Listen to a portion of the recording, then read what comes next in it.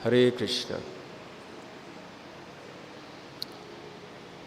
आप सबका इस श्री राम कथा के चौथे दिन में हार्दिक स्वागत है। कल हम ये चर्चा कर रहे थे कि वाल्मीकि मुनि ने तपस्या में बैठकर योग सिद्धि के द्वारा ब्रह्मा जी की कृपा से ऐसे एक दृष्टि प्राप्त कर ली जिससे कि अपने ही अंतःकरण में वो समस्त रामलीला को प्रत्यक्ष देख पाए। जिस प्रकार से हम एक छोटे से आंवले के फल को जो हमारी हथेली में रखी हुई है उसको स्पष्ट रूप से देख सकते हैं, ठीक उसी प्रकार वाल्मीकि जी ने श्री रामचंद्र, लक्ष्मण जी, सीता देवी, दशरथ महाराज और अन्य जितने भी राजमहल के निवासी थे वो किस प्रकार से हंस रहे थे, बोल रहे थे, कार्य कर रहे थे, ये सब उनको स्पष्ट दिखाई पड़ा, मानो कि उनके आँखों के सामने ये सब चीज़ें हो रही हैं। श्री रामचंद्र के वनवास की लीलाओं का भी दर्शन स्पष्ट उन्हें हुआ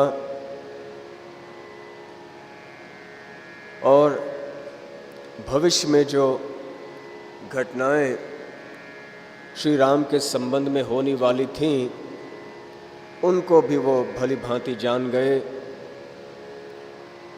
ब्रह्मा जी का वरदान तो था ही कि जो रचना वाल्मीकि जी करेंगे वो कभी झूठ नहीं ठहराएगा, सत्य ही होगा। और ये रामायण की कथा तब तक रहेगी इस धरातल पर, बल्कि सारे ब्रह्मांड में, तीनों भुवनों में, जब तक यहाँ पर्वत रहेंगे और नदियाँ रहेंगी।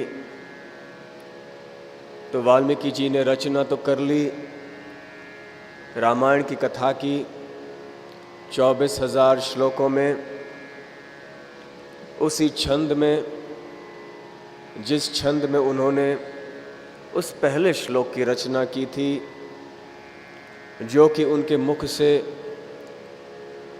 ब्रह्मा जी की इच्छा से सरस्वती माता ने निकलवाया था। अब वाल्मीकि जी सोच रहे थे कि इस महाकाव्य को किसको सिखाया जाए, कौन व्यक्ति इस योग्य होगा कि वो इस कथा को न केवल याद कर सके परंतु उसको समझ के उसके सही भाव के अनुसार संगीत सहित उसे मधुर ढंग से गा भी सके। लव और कुश जो श्री राम और सीता देवी के पुत्र थे, जिनका जन्म वाल्मीकि मुनि के आश्रम में हुआ था, वहीं पे पाले पोसे गए थे। वाल्मीकि मुनि के शिष्य थे, वो अचानक उस समय वहाँ पर प्रकट हुए। वाल्मीकि मुनि ने ठीक समझा कि वो उन्हीं को सिखाएं और उन्होंने सिखाना आरंभ कर दिया। दोनों बालकों की बुद्धि, स्मृति शक्ति बहुत तीव्र थी। शीघ्र ही सारे रामायण को वो कंठस्थ कर पाएं और वाल्मीकि जी के आशीर्वाद के बल पर जगह जगह जाकर वो इस कथा को मधुर स्वरों में गाने लगे। साधुओं के समाज में सर्वप्रथम जहाँ भी जाते सारे साधु उनकी भूरी भूरी प्रशंसा करते, तरह तरह के उनको भेंट और उपहार प्रदान करते। अंततः लव और कुश अयोध्या नगरी पहुँचे। वहाँ पर खबर श्री रामचंद्र के कानों तक पहुँची कि ये दो बालक बहुत सुंदर कथा कर रहे हैं, और सारे अयोध्या वासी बहुत ही प्रभावित हो गए हैं। श्री राम ने उनको देखा, उनको निमंत्रित किया दरबार में। लव और कुश ने सुंदर ढंग से रामायण का गान प्रारंभ किया। श्री रामचंद्र स्वयं सुन रहे थे। अपने सिंहासन से उतर के धीरे धीरे प्रजा में मिल गए, और कथा ऐसी चलती गई। लव और कुश के बहुत मधुर गान से सभी लोग बहुत प्रभावित हुए थे। प्रभु श्री रामचंद्र जी ने अपने इस कार्य से हमें दिखलाया है कि कैसे हमें भी उनकी कथा के प्रति आकर्षित होना चाहिए। जब स्वयं भगवान अपनी कथा सुनते हैं, अपनी कथा के प्रति आकर्षित होते हैं, इसका अर्थ है कि भगवान की कथा भगवान से भी ज़्यादा आकर्षक है। वैसे तो भगवान और भगवान की कथा में कोई अंतर नहीं है। वपुः और वाणी ये दो शब्द हैं। वपुः अर्थात भगवान का प्रत्यक्ष साक्षात सानिध्य, उनकी निजीय उपस्थिति, और वाणी है उनकी कथा या उनका पवित्र नाम। परंतु शास्त्रों में बताया गया है कि भगवान के वपुः और वाणी में कोई अंतर नहीं है। जब हम राम शब्द कहते हैं तो हमें जान लेना चाहिए कि हमारे जिह्वा के ऊपर स्वयं श्री राम विराजमान हैं, क्योंकि राम शब्द में और राम व्यक्ति में कोई अंतर नहीं है। कृष्ण शब्द में और कृष्ण व्यक्ति में कोई अंतर नहीं है। ये केवल आध्यात्मिक वस्तुओं के लिए हो सकता है। इस भौतिक जगत में ऐसे नहीं पाया जाता। यदि हमें प्यास लगती है और हम पानी पानी कहते हैं तो हमारी प्यास बुझती नहीं है। हमें जल लेके पीना पड़ता है, तब जाकर हमारी प्यास बुझती है। परंतु भगवान से संबंधित जो भी कुछ है, उनके पवित्र नाम, उनकी कथाएं, उनके उपदेश, उनकी लीलाएं, उनका सौंदर्य, उनके गुण, उनका धाम आदि, ये सब भगवान से बिल्कुल अभिन्न है। इसलिए जब हम भगवान के बारे में सुनते हैं और बोलते हैं तो हमें जानना चाहिए कि प्रत्यक्ष भगवान हमारे साथ में है। यदि हमें भगवान का संग लेना है तो भगवान के नाम और भगवान के कथा के द्वारा हमें लेने का प्रयास करना चाहिए। भगवान इतने कृपालु हैं कि उन्होंने ये सुविधा हमें प्रदान कर ली है कि इस जड़ पदार्थों से बने हुए मायामय जगत में रहते हुए भी हम उनके दिव्य सानिध्य को आसानी से प्राप्त कर सकते हैं, केवल उनके नामोच्चारण और कथा के माध्यम से। तो भगवान ने एक बहुत सरल उपाय हम सबको दिया है इस भौतिक जगत के माया के जंजाल से छूटने के लिए और भगवान के धाम में लौट के जाने के लिए। तो इसका पूरा लाभ हम सबको उठाना चाहिए। भक्तों का संग ये सब के लिए उपलब्ध है और हमें भगवान को खरीद लेना चाहिए भक्तों के संग में आके। परंतु भगवान कोई भौतिक व्यक्ति या वस्तु नहीं है जिनको हम पैसे से या हमारे बल से या हमारे बुद्धि से या हमारी प्रतिष्ठा या प्रसिद्धि से या किसी पद की प्राप्ति से हम प्राप्त कर सकते हैं। ऐसा संभव नहीं है। भगवान को प्राप्त करना है तो केवल हमारी भक्ति से ये संभव है, और भक्ति वहीं उपलब्ध होती है जहाँ भक्त एकत्र होते हैं। तो भक्तों के संग में आकर ही हमें भगवान की भक्ति प्राप्त हो सकती है, और जब भगवान की भक्ति मिलेगी तो भगवान मिलेंगे। तो ये एक रहस्य है, बहुत सरल, बहुत सहज रहस्य है, परंतु इसको अमल कर, इसको उतारना अपने जीवन में, इसका आचरण करना ये आवश्यक है। हमें श्रद्धा चाहिए।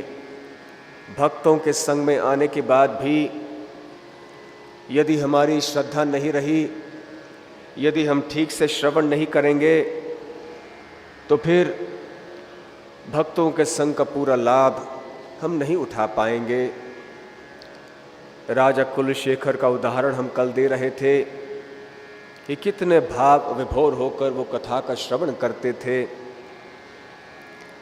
पद्म पुराण में बताया गया है कि 2 प्रकार के भगवान के कथा के श्रोता होते हैं।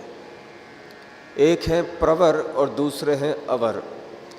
प्रवर मतलब जो श्रेष्ठ श्रोता होते हैं, जो सही ढंग से सुनते हैं, और जो अवर हैं वो निम्न होते हैं। उनका जो श्रवण है वो इतना ठीक नहीं रहता है। तो ऐसे बताया गया है कि 4 प्रकार के श्रेष्ठ श्रोता होते हैं, और इनकी तुलना पंछियों से और पशुओं से की गई है। तो पहले श्रेष्ठ श्रोता है चातक पक्षी। वो चातक की तरह सुनते हैं। चातक पक्षी का नाम तो आपने सुना होगा। चातक पक्षी जल ग्रहण करती है केवल आसमान में जो बादल हैं उनसे। अपने मुंह खोलकर वो बादल की ओर देखती रहती है कि बादल बरसेंगे कब, पानी या बरसात कब आएगी, और बरसात का ही पानी वो स्वीकार करती है। तो ठीक उसी प्रकार से भगवान के ऐसे श्रद्धालु भक्त जो भगवान की कथा का श्रवण करने आते हैं, वो ऐसे कोई ग्रंथ नहीं सुनते हैं, ऐसे कोई कथा नहीं सुनते हैं जो कि भगवान से संबंधित न हो। जैसे चातक पक्षी केवल बादल की ओर देखती है और बादल के से बरसा हुआ पानी ही पीती है, ठीक उसी प्रकार से ये चातक के समान जो श्रोता होता है वो केवल भगवान की कथाओं को सुनता है और किसी चीज़ का श्रवण नहीं करता है, और फिर इस कथा का पूरा पूरा लाभ ऐसे श्रोता को प्राप्त हो जाता है। जो भगवान से संबंधित विषय नहीं है, उनके बारे में कोई रुचि नहीं रखता है ऐसा श्रोता। दूसरे शब्दों में हमें जान लेना चाहिए कि श्रेष्ठ श्रोता वो होता है जो केवल भगवान के बारे में सुनना चाहता है, केवल कथा के दौरान नहीं, कथा के पहले भी, कथा के बाद में भी और कथा के दौरान भी। तो जब हम वापस अपने अपने घरों में जाएंगे तो हमें चातक पक्षी का उदाहरण याद रखना चाहिए। हमारा ध्यान केवल भगवान की ओर रहना चाहिए। जो हमने कथा में सुना है, जो हमने भगवान के ग्रंथों में पढ़ा है, उन्हीं चीज़ों का चिंतन मनन करना चाहिए और इन चीज़ों के अलावा अन्य चीज़ों का कथन और श्रवण नहीं करना चाहिए। तब हम श्रेष्ठ श्रोता कहलाएंगे। दूसरे श्रेणी के या दूसरे प्रकार के जो श्रेष्ठ श्रोता हैं वो हंस पक्षी के समान हैं।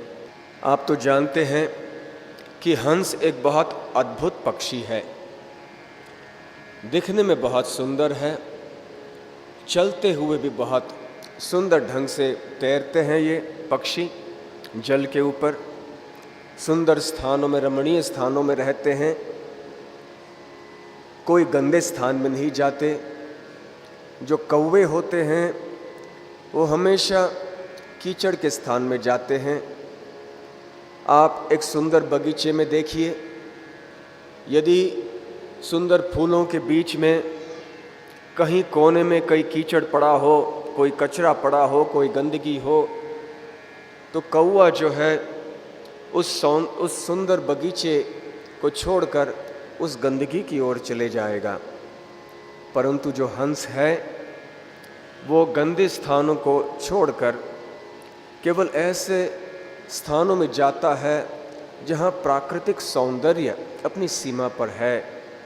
सुंदर सरोवर जहाँ पे कमल पुष्प खिले हुए हैं, जहाँ पवन बह रहा है, सुगंधित वातावरण है, बहुत शांत है, ऐसे वातावरण में हंस जाता है। और हंस का गुण और एक होता है कि दूध और पानी के मिश्रण से वो दूध को निकाल सकता है। तो ठीक उसी प्रकार से जो भगवान के भक्त होते हैं वो भी हंस के समान होते हैं। वो ऐसे स्थानों में जाते हैं जहाँ भगवान की कथा चल रही हो, जो सुंदर स्थान माने जाते हैं। ऐसे गंदे स्थानों में नहीं जाते जहाँ संसारी बातें चल रहे हों, जहाँ जैसे सिनेमा घर है, जैसे क्लबें हैं, होटल है, जहाँ पे लोग तरह तरह के संसारी बातचीत करते रहते हैं। या ऐसे स्थानों में नहीं जाते जहाँ लोग अन्यों की बुराई कर रहे हों। एक संत ने कहा है, हमें घर से मंदिर जाना चाहिए, मंदिर से घर। ऐसा नहीं कि बीच बीच में हर घर में रुक रुक के कोई बातें करके, ऐसे यूं ही इधर उधर की बातें करके फिर अगले घर में गए, वहाँ थोड़ा और समय व्यर्थ गंवाया, फिर अगले जगह गए और ऐसे अनाप शनाप बातें करके फिर आखिर में मंदिर में पहुँचे, थोड़ा समय बिताया, फिर चले आए। तो इस संत ने कहा है कि ऐसे नहीं करना चाहिए। अन्य जगहों में जाना है, भले किसी के घर में हो या कहीं और हो, हमें केवल भगवान की बातें ही करनी हैं। श्रीमद् भागवत में ऐसे कहा गया है कि जिस स्थान में भगवान की बातें हो रही हों वो स्थान बड़ा रमणीय है। उसी रमणीय स्थान के समान माना गया है जहाँ हंस तैरते हैं। परंतु जो स्थान गंदे हैं वो उन स्थानों के समान हैं जहाँ भगवान की कथाएं नहीं होती हैं। तो भगवान के भक्त हंस के समान इसलिए होते हैं कि केवल भगवान के कथाओं के स्थानों में जाते हैं, अन्य जगह इधर उधर नहीं जाते हैं। और जाना भी पड़े तो चातक पक्षी की ओर रहते हैं, अन्य चीज़ों में अपना ध्यान नहीं डालते हैं। और एक विशेष बात जो भक्तों की है, जो वो हंस से ग्रहण करते हैं, वो ये है कि जो भी बातें वो सुनते हैं दिन भर, चाहे यहाँ या वहाँ कहीं भी क्यों न हो, इन बातों में से जो भगवान से संबंधित विषय हैं उन्हीं को ग्रहण करते हैं, अन्य विषयों को त्याग देते हैं। जिस तरह से हंस दूध और पानी के मिश्रण से केवल दूध निकालता है, पानी छोड़ देता है, तो ऐसे हंस रूपी जो भक्त होते हैं वो भी इसी प्रकार से भगवान की कथाओं को सुनते हैं और अन्य बातों में से केवल भगवान से संबंधित विषयों को निकालते हैं। इसलिए उनको सारंग कहते हैं। भक्तों का एक नाम है सारंग, जो सार को जानते हैं। संस्कृत में सार को सारम कहते हैं, और जो इस सारम को जानता है या इस सार के करीब जाता है, इनको सारंग कहते हैं। सारे सृष्टि के सार भगवान हैं। तो भक्त भली भांति जान लेते हैं कि सृष्टि का सार भगवान होने के कारण हमें केवल भगवान के पास जाना चाहिए। इसलिए केवल संसार का निचोड़ भगवान है, इसी को जानते हैं। जहाँ भी जाते हैं, जहाँ भी कुछ भी देखते हैं, भगवान का स्मरण करते हैं। बंसीदास बाबा जी नाम के एक भक्त थे। भगवान कृष्ण के बहुत शुद्ध भक्त थे, अवधूत वृत्ति के थे, इधर उधर घूमते रहते थे। उनके लिए सामाजिक नियमों का कोई महत्व नहीं था, और जब भी वो किसी चीज़ को देखते थे, कोई न कोई संबंध भगवान से अवश्य निकाल देते थे। जब भी वो किसी काले बादल को देखते थे तो तुरंत भगवान श्री कृष्ण का स्मरण करते थे, क्योंकि बादल के रंग से उनको भगवान का स्मरण आता। जब एक बार किसी ने अंग्रेजी में गवर्नमेंट शब्द कहा तो उनको गोवर्धन याद आ गया, और गोवर्धन का गुणगान करते करते नृत्य करने लग गए। तो ये है हंस। हर चीज़ में, हर जगह भगवान का संबंध कहीं न कहीं ढूंढ निकालते हैं। तो ये हंस हैं, दूसरे प्रकार के श्रेष्ठ श्रोता जो भगवान की कथाओं को सुनते हैं। तीसरे प्रकार के श्रेष्ठ श्रोता वो तोते के समान होते हैं। आप तो जानते हैं कि तोता चीज़ों को सुन लेता है, कंठस्थ कर लेता है, फिर अपने स्वामी के पास जाके जैसे है वैसे उन्हीं बातों को कह देता है। तो ठीक उसी प्रकार से जो श्रोता ध्यानपूर्वक कथा का श्रवण करते हैं और फिर अपने गुरुजनों के पास या अन्यों के पास भी, जैसे परिवार के सदस्य हैं या मित्र परिवार इत्यादि हैं, उन सब के पास जाकर जो उन्होंने कथा में सुना है जैसे है वैसे दोहराते हैं, तो वो तोते के समान श्रोता होते हैं। तो इसका मतलब है कि हमें ध्यान से सुनना चाहिए। यदि ध्यान से सुनेंगे नहीं तो हम बोलेंगे कैसे? देखिए, दुनिया में जो अच्छी चीज़ें होती हैं उनको सभी लोग प्राप्त करना चाहते हैं, परंतु एक रहस्य है।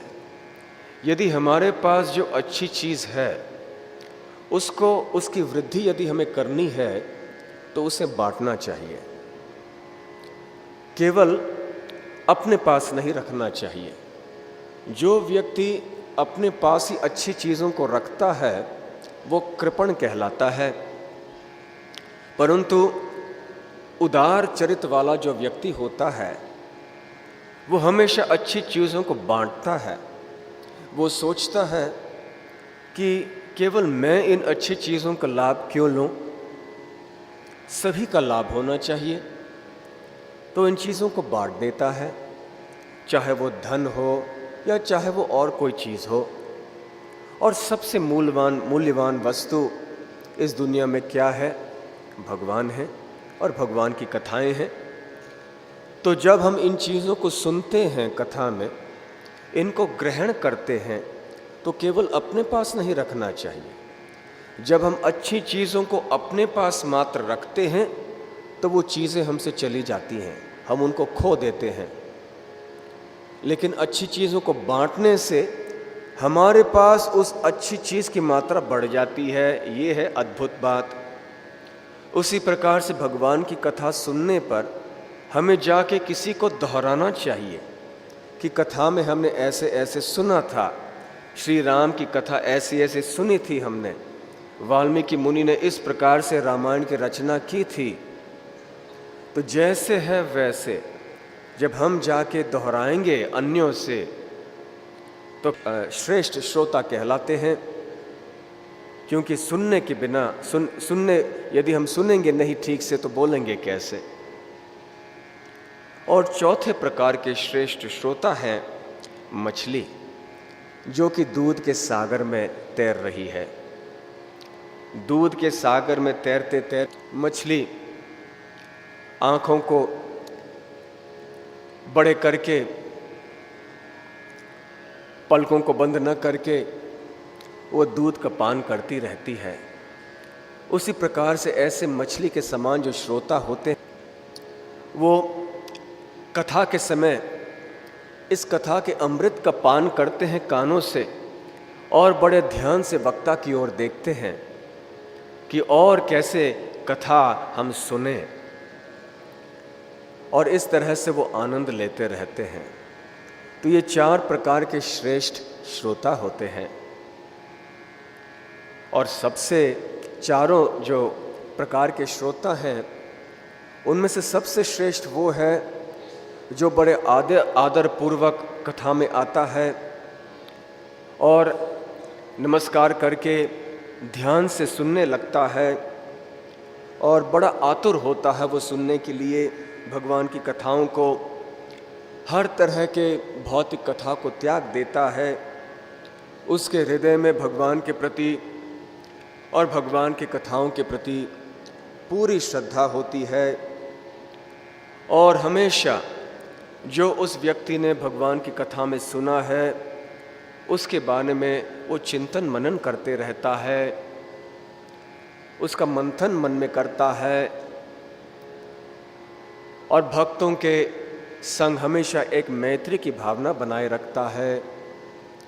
तो ये 4 प्रकार के जो श्रेष्ठ श्रोता हैं, यदि वो इस प्रकार से रहें तो पूरा कथा का लाभ उनको प्राप्त हो सकता है। 4 प्रकार के जो अवर श्रोता होते हैं, जो निम्न श्रेणी के श्रोता होते हैं, उनकी भी तुलना इसी प्रकार से की गई है अनेक पशुओं से। पहला है जो भेड़िया के समान है। जो भेड़िया है, चीखने के बाद उस हरिण को डरा डालता है। जो शिकारी के बांसुरी के मधुर ध्वनि को सुन रहा है और अचानक उस बांसुरी के ध्वनि के आनंद को भंग कर देता है, तो ठीक इसी प्रकार से हम सबको अनुभव है कि कई बार कथा में ऐसे भी कोई व्यक्ति आ जाते हैं जो कभी कभी ज़ोर से कुछ आवाज़ कह देते हैं या आपस में ज़ोर से बात करने लगते हैं, और अन्य जो भक्त बैठे हुए हैं कथा के अमृत का पान कर रहे हैं, उनके आनंद को भंग करते हैं, उनके ध्यान को भंग करते हैं। आजकल ये कहना चाहिए कि इसका एक छोटा सा परिवर्तित रूप है। लोग स्वयं भले न बोलें, लेकिन उनका मोबाइल फ़ोन बड़े ज़ोर से बोलता है, तरह तरह के संगीतमय ध्वनियों से बोलता है। इसलिए आजकल हर सत्संग में सर्वप्रथम ये घोषणा करनी पड़ती है कि आपके मोबाइल फ़ोन कृपया बंद कर लीजिए कथा के दौरान कम से कम। वैसे कई जगह हम ये बताते हैं कि अब एक नए पुराण की रचना हुई है। भागवत पुराण तो है, पद्म पुराण तो है, नारदीय पुराण है, अनेक पुराण हैं। अब हमारे ज़माने के लिए और एक नया पुराण है, इसको मोबाइल पुराण कहते हैं। और इस पुराण में ऐसे गतियों का वर्णन है, ऐसे स्थानों का वर्णन है उन लोगों के लिए जिनका मोबाइल कथा के समय बजते रहता है, और फिर अन्य जो श्रोता हैं और वक्ता हैं उनका भी मन विचलित हो जाता है। तो खैर, कहने का अर्थ ये है कि जिस श्रोता के कारण अन्य श्रोता विचलित हो जाते हैं, उनका आनंद भंग हो जाता है, तो वो एक भेड़िया के समान है। दूसरे प्रकार का जो निम्न श्रोता है, निम्न श्रेणी का श्रोता है, उसकी तुलना एक भूरुंड पक्षी से की गई है जो कि हिमालय में रहती है, और इसके लक्षण ये है कि हमेशा जाके अन्यों को उपदेश देना, अपने जीवन में न आचरण करके। तो यदि हम अन्यों को जहाँ हम कुछ सुनते हैं, अपने जीवन में आचरण नहीं करते हैं, परंतु अन्यों के पास जाकर हम कुछ उपदेश देते हैं, तो ये उस भूरूंड पक्षी के समान है। तीसरे प्रकार का के निम्न श्रेणी का श्रोता है जो बैल होता है। जो बैल है वो भेद नहीं करता मीठे अंगूर में और कड़वे खली में। खली आप जानते हैं, तेल, जो तेल के बीज होते हैं उनको घानी से निकालने के बाद फिर जो बच जाता है घानी में, वो खली है, वो बैलों को बड़ी अच्छी लगती है। उनसे वो बड़ा पौष्टिक आहार होता है बैलों के लिए। तेल की खली कड़वा होता है बड़ा स्वाद के लिए, परंतु बैल बड़ा पसंद करते हैं इन चीज़ों को। लेकिन यदि बैल को मीठे अंगूर दिए जाएं, तो वो भेद नहीं कर पाएगा कि ये इतना मीठा है और ये कड़वा है। तो उसी प्रकार से जो श्रोता होते हैं वो भेद नहीं कर पाते हैं कि किस तरह की कथा सुननी चाहिए, कहाँ जाकर कथा सुननी चाहिए। जहाँ भी जाकर कहीं भी बैठ जाते हैं और कुछ भी सुन लेते हैं, वो विवेक नहीं होता कि किन से क्या सुनना चाहिए और कहाँ और किस विषय का श्रवण करना चाहिए, ये ज्ञान उनके पास नहीं होता है। इसलिए इस प्रकार के जो श्रोता होते हैं उनकी तुलना एक बैल से की गई है। चौथे प्रकार के जो श्रोता होते हैं उनकी तुलना एक ऊंट से की गई है। ऊंट जो होता है आम के मीठे पत्तों को त्याग कर नीम वृक्ष के कड़वे पत्तों को खा लेता है। ठीक उसी प्रकार से ऐसे श्रोता होते हैं जो भगवान के अमृतमय कथाओं को, जो बहुत मधुर होते हैं, उनको त्याग कर वो कड़वे संसारी विषयों में रमण करते हैं। तो खैर, ये 4 प्रकार के श्रेष्ठ श्रोता और 4 प्रकार के निम्न श्रेणी के श्रोता। परंतु यदि भगवान की कथा चल रही हो, चाहे हम श्रेष्ठ हों, निम्न हो, जो भी हो, हमें कथा में बैठना चाहिए। हमें कथा को ध्यानपूर्वक सुनना चाहिए। जहाँ तक हो सके जो हम सुनते हैं इसका आचरण करने का प्रयास करना चाहिए। और जहाँ तक वक्ताओं की बात है, वो वक्ता श्रेष्ठ माना जाता है जो अन्य साधुओं के द्वारा सम्मानित होता है, जो केवल भगवान में श्रद्धा रखता है, भगवान से आसक्त होता है और भगवान के अलावा उसके हृदय में कोई तृष्णा, कोई कामना नहीं रहती है। सबों का हितैषी होता है। विशेष करके जो पतित हैं उनके ऊपर बड़ी कृपा भावना रहती है और शास्त्रों के निचोड़ को प्रस्तुत करने में बड़ा निपुण होता है। ये श्रेष्ठ श्रोता है। वाल्मीकि जी ने हमें सिखलाया है कि श्रेष्ठ वक्ता कैसे होते हैं। वाल्मीकि मुनि श्रेष्ठ वक्ता हैं और हमारे इतिहास में इतने सारे बड़े बड़े संत हुए हैं, ऋषि हुए हैं, जिन्होंने बड़े अच्छे ढंग से सोच विचार करके शास्त्रों के निचोड़ को इस ढंग से प्रस्तुत किया है कि साधारण इंसान, साधारण मनुष्य भी इनको आसानी से समझ लें। और भगवान की कथा, जैसे रामायण की कथा है, इसको भी 4 तरह से सुना जा सकता है। यदि हम भगवान की कथा सुनते हैं किसी भौतिक चीज़ की प्राप्ति के लिए, बड़े ठाठ से करते हैं, लेकिन मन में इच्छा कोई भौतिक चीज़ है, आनंद तो लेते हैं, लेकिन कामना कुछ और है, तो इसे राजसिक श्रवण कहते हैं। जब हम बड़े शांति से, बड़े आराम से कथा सुनते हैं और इसमें ज़्यादा समय तक सुनने के लिए भी हम तैयार होते हैं, ऐसे कोई राजसिक कामना नहीं होती है, तो ऐसे श्रवण को सात्विक श्रवण कहते हैं। और फिर जो श्रवण कभी ध्यान से होता है, कभी नहीं होता, कभी श्रद्धा से, कभी अल्प श्रद्धा से, खींच खींच के कभी किया जाता है, तो वो तामसिक श्रवण कहलाता है। और जो श्रवण केवल भक्ति भाव से किया जाता है, जिसमें समय की कोई पाबंदी नहीं होती है, जिसमें श्रोता वक्ता दोनों एक प्रकार के होते हैं, उसमें दोनों की भलाई होती है। तो खैर जो भी हो, भगवान की कथाएं इतने पावन होती हैं कि चाहे हमारा श्रवण राजसिक हो, तामसिक हो, सात्विक हो या निर्गुण हो, निर्गुण अर्थात जो केवल भक्ति भाव से किया जाता है,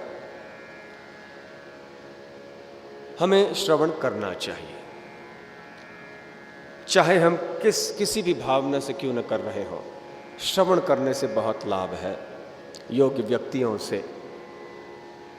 और एक बात बताई गई है कि 2 प्रकार के और श्रोता होते हैं। एक जो भगवान की कथा का श्रवण करते हैं केवल भगवान की भक्ति प्राप्त करने के लिए, और दूसरे हैं जो भगवान की कथा का श्रवण करते हैं कुछ और प्राप्त करने के लिए भगवान के अलावा, चाहे वो कोई धन हो, समाज में प्रतिष्ठा हो, कोई और भौतिक उद्देश्य हो, जो भी भगवान से या भगवान की भक्ति से भिन्न हो, ऐसे उद्देश्य के लिए जो श्रवण करते हैं, श्रीमद् भागवत या रामायण महाभारत आदि, वो दूसरे श्रेणी में आते हैं। तो पुराणों में कहा गया है कि जब वक्ता और श्रोता दोनों ही एक वर्ग के होते हैं, चाहे पहले या दूसरे, तब दोनों का लाभ अच्छा होता है। लेकिन वक्ता एक वर्ग का है और श्रोता दूसरे वर्ग का है, तो इतना लाभ नहीं हो पाता। जब वक्ता अपने मन में केवल भक्ति की कामना रखता है, संसार की कोई कामना नहीं रखता है, और श्रोता भी ऐसे ही होते हैं, उनको भी केवल भगवान ही चाहिए, उनको भी केवल भक्ति में ही प्रगति करना है, तो ये जोड़ी बराबर की हो जाती है, बढ़िया जोड़ी हो जाती है। जैसे शुकदेव जी और महाराज परीक्षित, जैसे व्यासदेव जी, नारद जी, जैसे नारद जी और वाल्मीकि जी, तो ये जोड़ी उत्तम है। परंतु वक्ता भक्ति चाहते हैं और कोई श्रोता भोग चाहते हैं कथा के द्वारा, तो वक्ता को भी आनंद नहीं आएगा और श्रोता भी सोचेगा ठीक नहीं है। दूसरी ओर यदि वक्ता भौतिक चीज़ों को चाहता है, अपने लिए भी, अपनी जीविका के लिए कथा कर रहा है, या धन आदि या प्रतिष्ठा के लिए कर रहा है, और फिर जो लोग उसके तरह हैं जो भौतिक लाभ लेना चाहते हैं वो आएँ, तो दोनों ठीक है, दोनों अपने भौतिक क्षेत्र में प्रगति कर सकते हैं।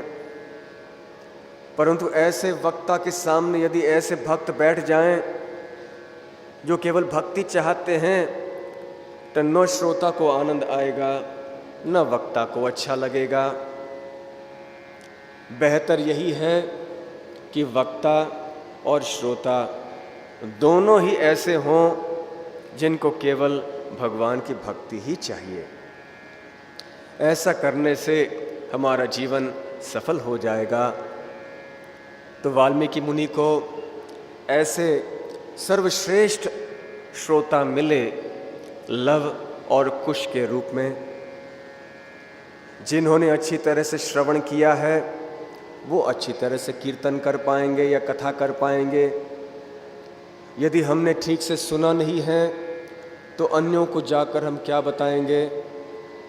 तो लव और कुश ने अच्छी तरह से कथा सुन ली थी, कंठस्थ कर लिया था, कथा का पूरी तरह से पचन कर लिया था और संगीत में, स्वरों में, मधुर स्वरों में वो जगह जगह जाकर रामायण की कथा को गा रहे थे। और क्योंकि वक्ता इतने योग्य थे और त्रेता युग का समय था, प्रभु रामचंद्र का राज्य चल रहा था, तो सब श्रोतागण भी योग्य थे, श्रेष्ठ श्रेणी के थे। और जैसे ही उन्होंने राम की कथा सुनी, तुरंत उनका ध्यान आकर्षित हो गया। क्योंकि सच्चे भक्त वो होते हैं, जैसे ही भगवान का कोई नाम सुनते हैं या पता चलता है उनको कि कथा हो रही है, तो तुरंत भाग के चले जाते हैं, उनका मन आकर्षित होता है। कुंती महारानी श्रीमद् भागवत में भगवान कृष्ण से प्रार्थना करती हैं कि हे प्रभु, ऐसी कृपा मुझ पर करें कि मेरा मन आपकी चरणों की ओर ऐसे चले, ऐसे तीव्र गति से बढ़े, जैसे कि नदी पर्वत से उतर के समुद्र की ओर चलती है। जब नदी के सामने कोई पर्वत भी आ जाता है, कोई गड्ढा भी आ जाता है, तो नदी किसी न किसी तरह से उसे पार करके आगे चली ही जाती है समुद्र की ओर। तो हे प्रभु, ठीक उसी प्रकार से मेरा मन आपकी ओर आना चाहता है, परंतु संसार में अनेक ऐसे पहाड़ रूपी, गड्ढे रूपी रुकावटें आ जाती हैं, जिनके कारण मेरा मन विचलित हो जाता है। तो ऐसी कृपा कीजिए कि इन रुकावटों के बावजूद मेरा मन केवल आपके चरणों में स्थित रहे, कि मेरे कान केवल आपकी कथाओं को सुने और इनके अलावा और कुछ नहीं सुने।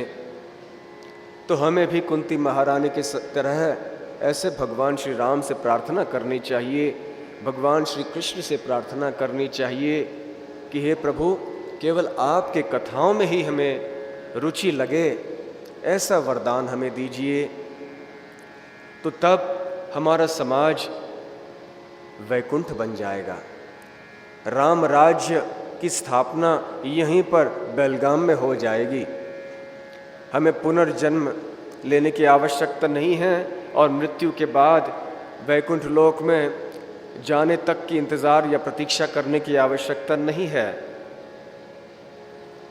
यहीं के यहीं बेलगाम में हम राम राज्य की स्थापना कर सकते हैं, यदि हम सब भगवान के कथाओं के प्रति पूरी तरह से आकर्षित हो जाएं। तो लव और कुश इधर उधर घूमते घूमते कथा तो कर ही रहे थे, स्वयं श्री रामचंद्र भी आकर्षित हुए उनकी कथा सुनकर।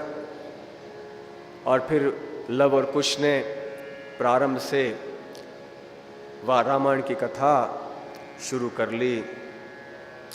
वो कहने लगे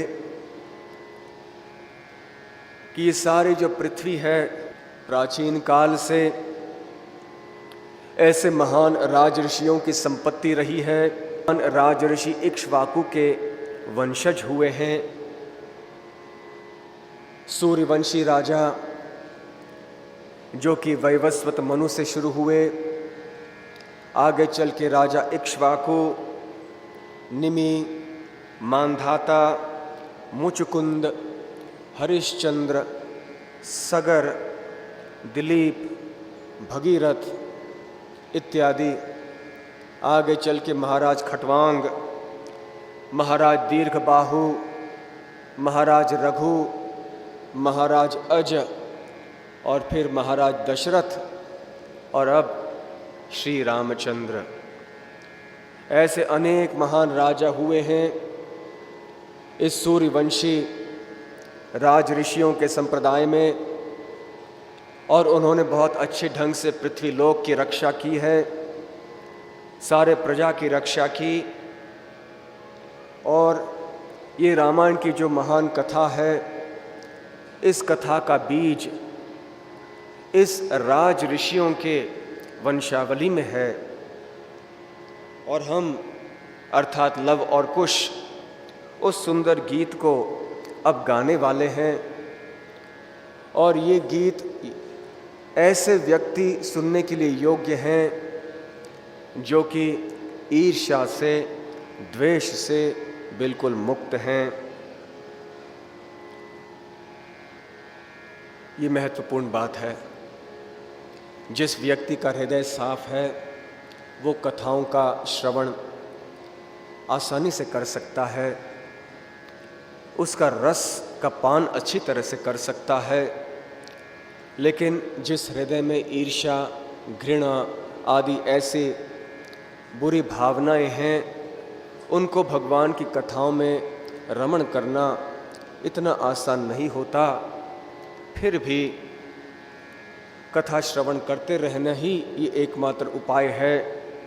तो चाहे हमारे हृदय में दुर्गुण हो या न हो, अनर्थ हो या न हो, हमें सुनते रहना चाहिए, क्योंकि इलाज भी यही एकमात्र है।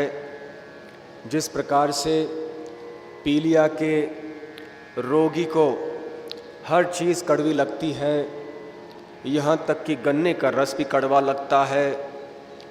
गन्ने के रस का गुण तो मीठा है, परंतु पीलिया की बीमारी के कारण मरीज़ मीठी चीज़ को कड़वा समझ लेता है। ठीक उसी प्रकार से जब हमारे हृदय में अनर्थ रहते हैं, दुर्गुण रहते हैं, अनेक जन्मों से अर्जित ये सारी बुरी चीज़ें हमारे हृदय में हैं, जैसे काम, क्रोध, लोभ, मोह, मद और मात्सर्य, तो इन चीज़ों के हमारे हृदय में होने से भगवान की मधुर कथाएं भी इतने रसमय और मधुर नहीं लगते हैं। कभी कभी नींद आ जाती है, कभी ऊब जाते हैं, कभी मन भटक जाता है, परंतु उपाय भी यही है। जैसे पीलिया का मरीज़ उस गन्ने के रस का पान करते रहता है, वो बीमारी भी ठीक होती जाती है शनै शनै, और धीरे धीरे से गन्ने के रस का मिठास उसको आने लगता है। और फिर जब पूरी तरह से उसकी बीमारी चली जाती है, तब पूरे गन्ने के रस का मिठास का स्वाद वो ले पाता है। तो ठीक उसी प्रकार से जितना ज़्यादा हम भक्तों के संग में आएंगे और भगवान की कथाओं का श्रवण करेंगे, भले हमारे हृदय की अवस्था कुछ भी क्यों न हो, यदि श्रद्धा पूर्वक हम आके सुनेंगे, ये एक तपस्या करेंगे। ये आजकल की तपस्या है। पूर्व युगों में जो तपस्या थी कि हम वन में चले जाएं, हिमालय में चले जाएं, एक पैर पे खड़े रह जाएं, कंद मूल खाएं, सांस को बंद कर लें, ये सब तपस्याएं आधुनिक काल में संभव नहीं हैं। हमारे लिए तो सबसे बड़ी तपस्या ये है कि हम समय निकालें भगवान के लिए, भक्तों के संग में आएं और कथा सुने, संकीर्तन में शामिल हो जाएं और अपने घर में भी इन उपदेशों को उतारें। तो खैर फिर आगे लव कुश कहने लगे कि सरयू नदी के तट पर एक बहुत विशाल और महान राज्य है जिसका नाम है कौशल, और इस राज्य में सभी लोग बड़े सुखी हैं, बड़े धनी हैं। इस राज्य में धान्य की कोई कमी नहीं है, धन की भी कोई कमी नहीं है। और इस कौशल राज्य में राजधानी है अयोध्या नगरी, जो कि विश्व विख्यात है, और इसका निर्माण किया था स्वयं वैवस्वत मनु ने, जो कि सूर्यदेव विवस्वान के पुत्र हैं। अयोध्या शब्द का अर्थ है अयोध्य, जिसके विरुद्ध कोई युद्ध नहीं कर सकता, युद्ध करने पर भी वो व्यक्ति असफल रहेगा। जिस शहर के प्रति युद्ध करना व्यर्थ है, संभव नहीं है, वो अयोध्या है। तो ऐसे अयोध्या नदी लंबाई में 12 योजन है। 1 योजन अर्थात 8 मील। ये नगरी 12 योजन की लंबाई की है, 3 योजन चौड़ाई है। इसमें अनेक सुंदर राजमार्ग हैं जो हमेशा शीतल और सुगंधित जल से गीले रहते हैं, और स्वर्गलोक की जो अप्सराएं हैं वो बादलों के ऊपर से फूलों की वृष्टि करते हैं इन सड़कों के ऊपर, क्योंकि वो अयोध्या नगरी की पूजा करना चाहते हैं, अयोध्या नगरी को पूजनीय समझती हैं, इसलिए ऊपरी लोकों से यहाँ आते हैं अयोध्या नगरी का सम्मान करने के लिए। दशरथ महाराज जो कि बहुत धर्मपरायण, बहुत पुण्यवान और श्रेष्ठ राजा हैं, विश्व सम्राट हैं, उनके कारण अब इस अयोध्या नगरी की जनसंख्या बहुत बढ़ गई है। बहुत बड़ी संख्या में यहाँ लोग निवास करते हैं। इस अयोध्या नगरी में बड़े बड़े द्वार, बड़े बड़े तोरण आदि हैं, और यहाँ पे तरह तरह के बड़े बड़े बाज़ार हैं, तरह तरह के कलाकार यहाँ पर रहते हैं, संगीतकार भी रहते हैं, नट भी रहते हैं, सुंदर फूलों के बगीचे आदि और उद्यान भी हैं। और उस अयोध्या नगरी को घेर कर बहुत गहरा पानी है जो कि इस नगरी को सुरक्षित रखता है। और यहाँ तरह तरह के व्यापारी हैं, यहाँ बाज़ारों में तरह तरह के पदार्थ बेचने के लिए रखे गए हैं, जिससे कि अयोध्या नगरी का ऐश्वर्य प्रतीत होता है। वहाँ पर तरह तरह के क्षत्रिय राजकुमार और राजाएं अनेक प्रांतों से आते हैं, क्योंकि वो राजा दशरथ के अधीन हैं। हर साल वो आते हैं, उनका कर सम्मानपूर्वक दशरथ महाराज को प्रदान करके चले जाते हैं। वहाँ पहाड़ों के समान गगनचुंबी अट्टालिकाएं हैं, रत्नों से सुशोभित, बल्कि रत्नों से बने हुए 7-7 मंजिल ऊंचे ऐसे बहुत विशाल निवास स्थान हैं सबके लिए। और यहाँ पे तरह तरह के बड़े बड़े शूरवीर योद्धा आते जाते दिखाई पड़ते हैं, और ऐसे योद्धा शास्त्रों के धनुर्वेद आदि से भली भांति परिचित हैं। युद्ध के क्या नियम होते हैं, क्या नीति होती है, इन सब को जानते हैं। साथ साथ में अनेक योग्य ब्राह्मण भी हैं जो सदैव अपने वेदों के पाठ में लगे रहते हैं या यज्ञ संपन्न करने में लगे रहते हैं। यहाँ अयोध्या नदी या अयोध्या नगरी के जो जल है वो इतना मीठा है जैसे गन्ने का रस। यहाँ हर कुछ मीठा है, यहाँ का अन्न बहुत स्वादिष्ट है, यहाँ के फल बहुत सुंदर हैं, फूल बहुत सुंदर हैं, बहुत सुगंधित हैं। और ये सब इसलिए है कि यहाँ के राजा महाराज दशरथ बहुत योग्य हैं। महाराज दशरथ पूर्ण विश्व के सम्राट हैं।